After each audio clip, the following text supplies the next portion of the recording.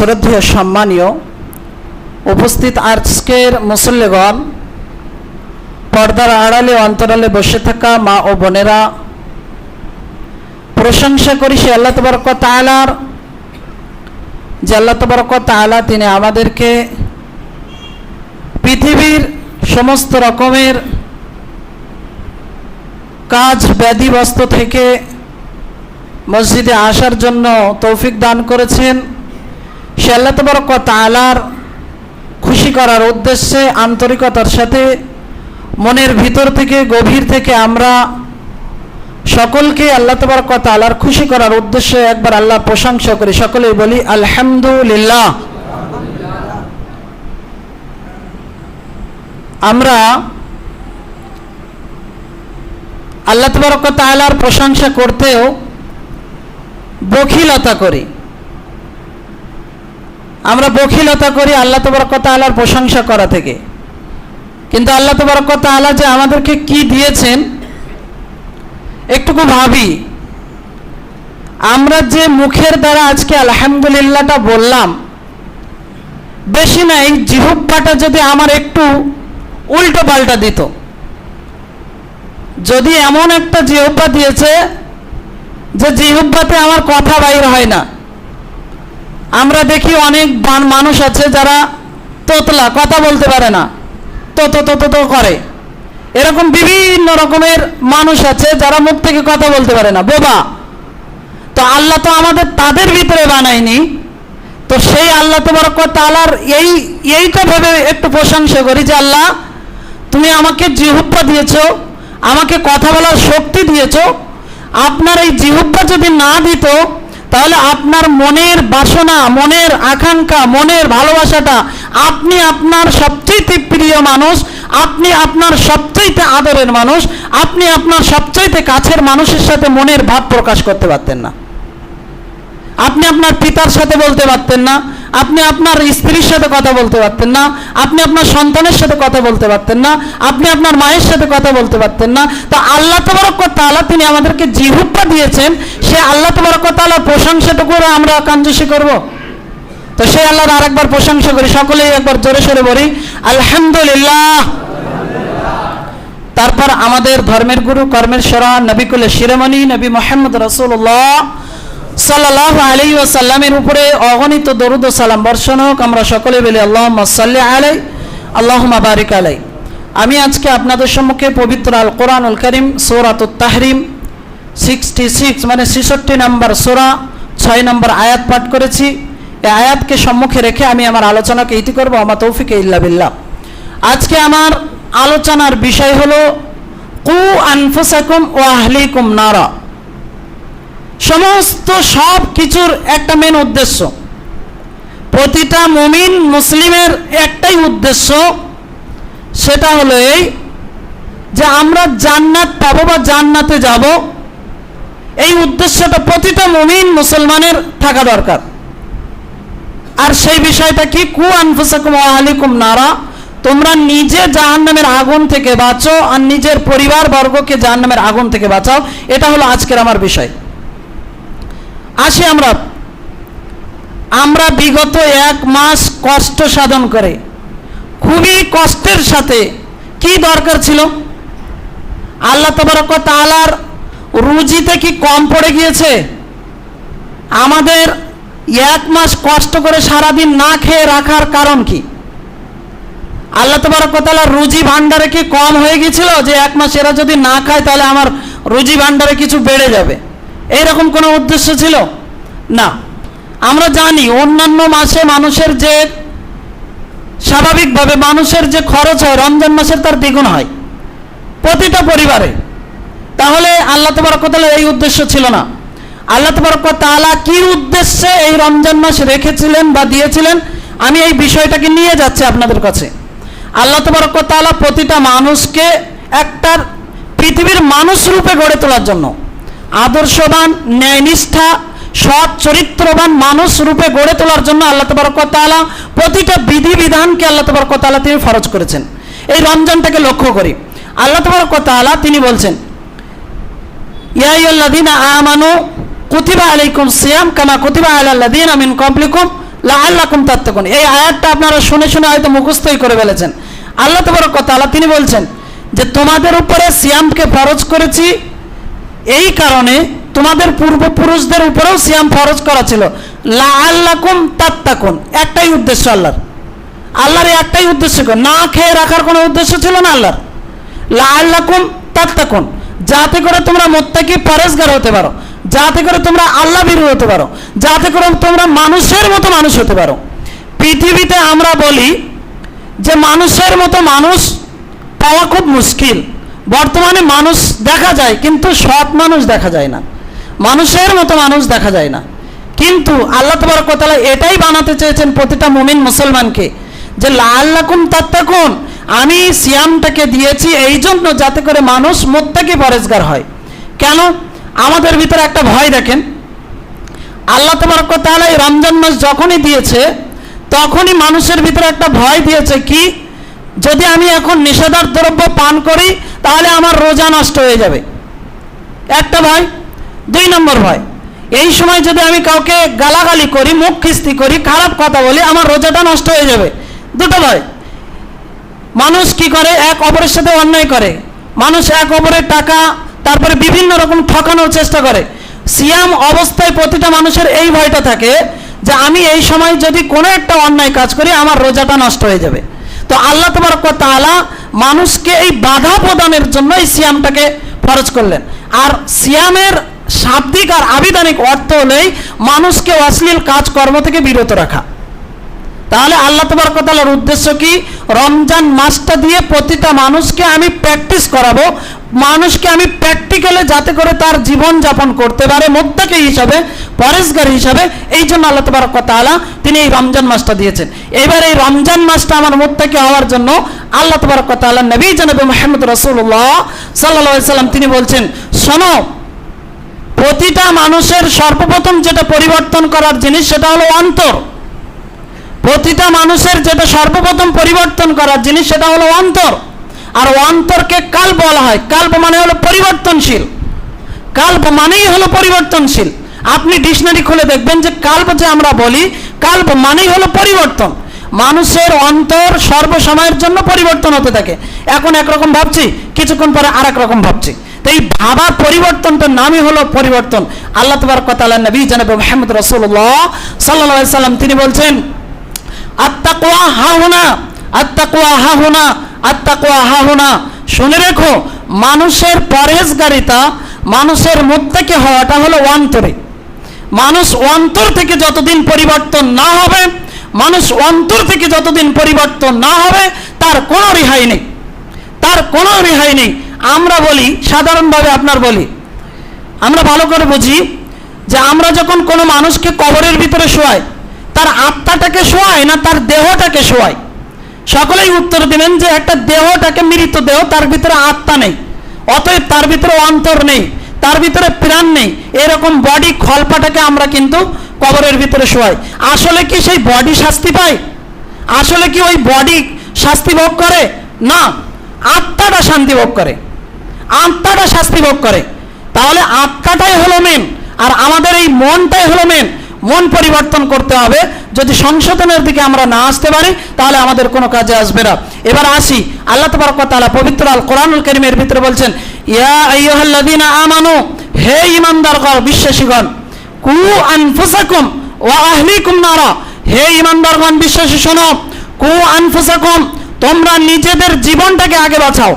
কু মানে তোমরা বাঁচাও, তোমরা বাঁচো, আনফুসাকুম তোমাদের জীবনটাকে। আজকে বর্তমান পরিস্থিতিতে আমরা কি করি?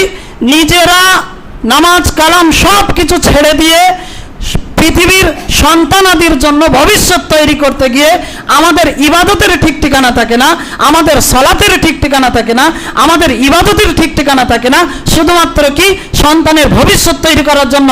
কিন্তু আল্লাহ তাবারক ওয়া তাআলা তিনি বলছেন, হে ঈমানদারগণ, কু আনফুসাকুম, তুমি আগে নিজেকে বাঁচাও, তুমি নিজে আগে বাঁচো। কেন?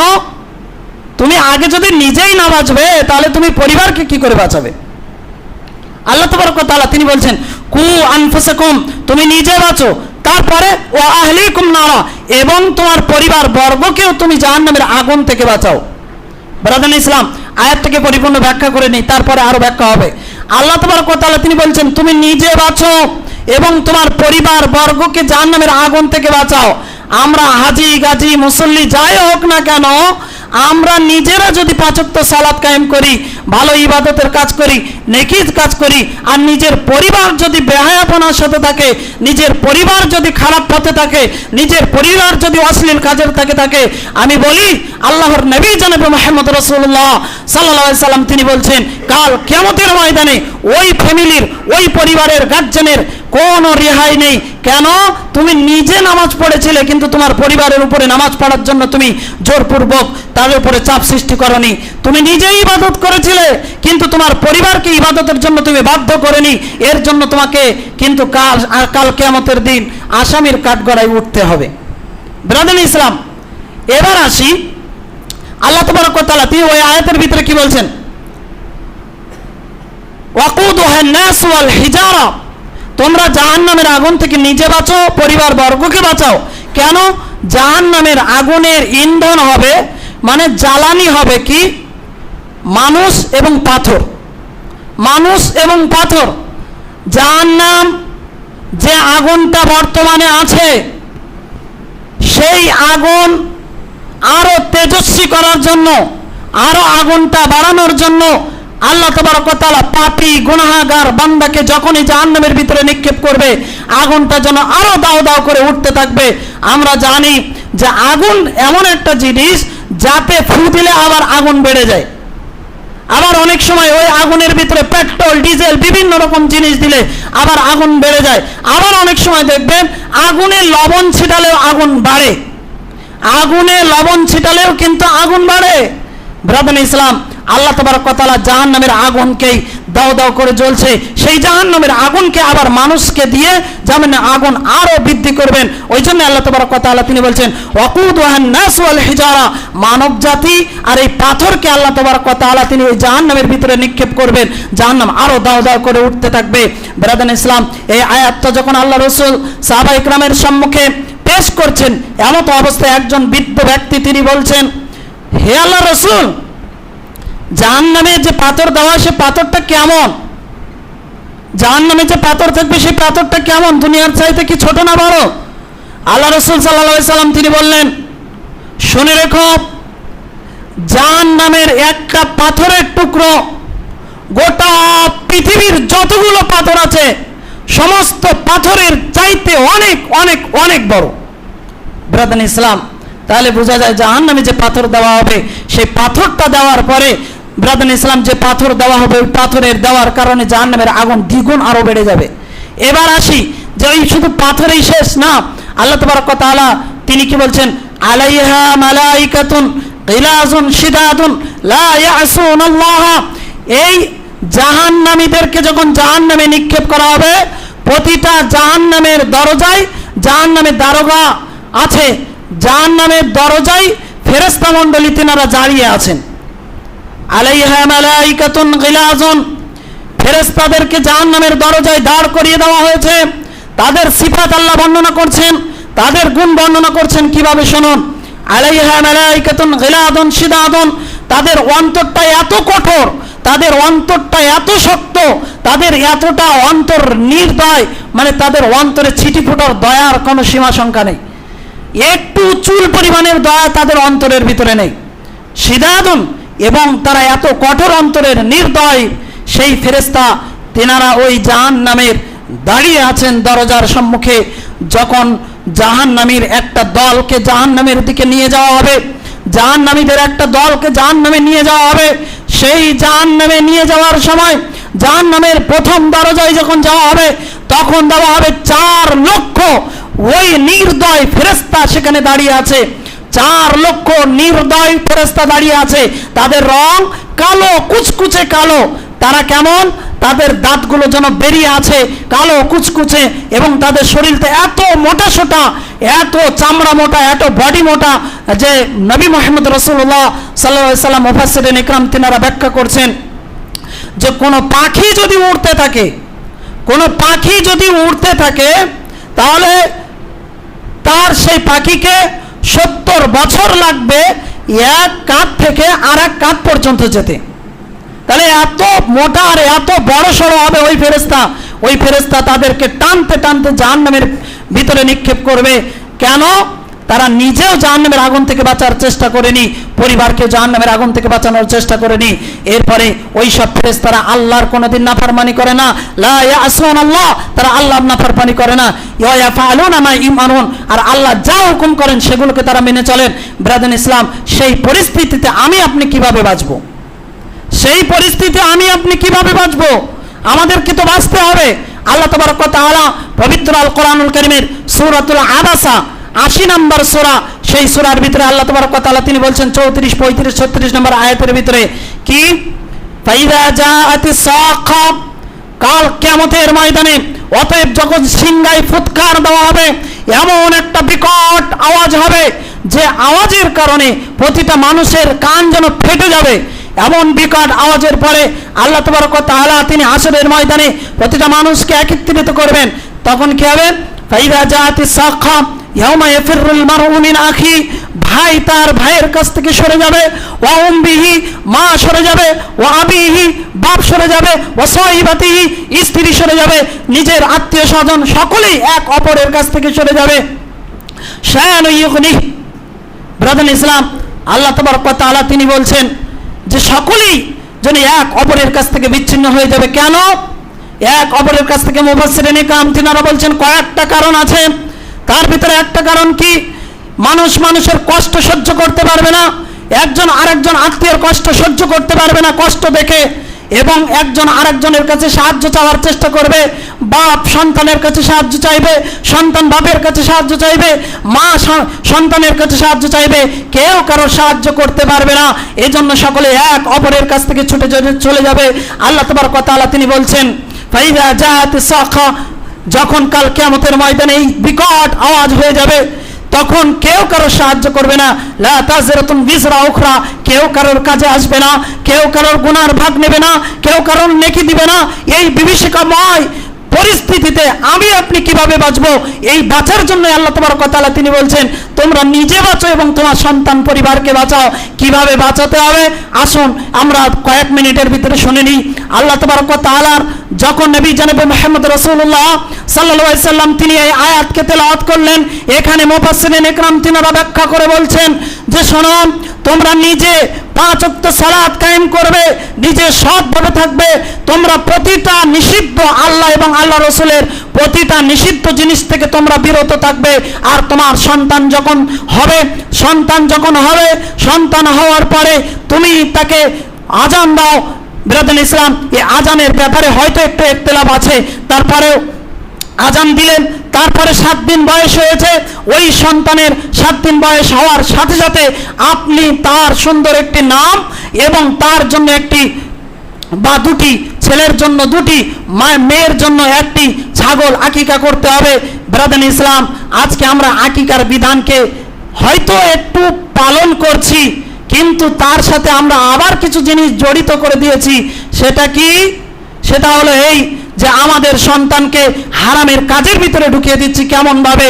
যখন আমাদের সন্তান জন্মবার্ষিকী হচ্ছে, তারপরে আমাদের সন্তানের যখন খাতনা হচ্ছে, মুসলমানি দেওয়া হচ্ছে, তখন আমরা অনুষ্ঠান করে একেবারে বড় ধরনের অনুষ্ঠান করছি।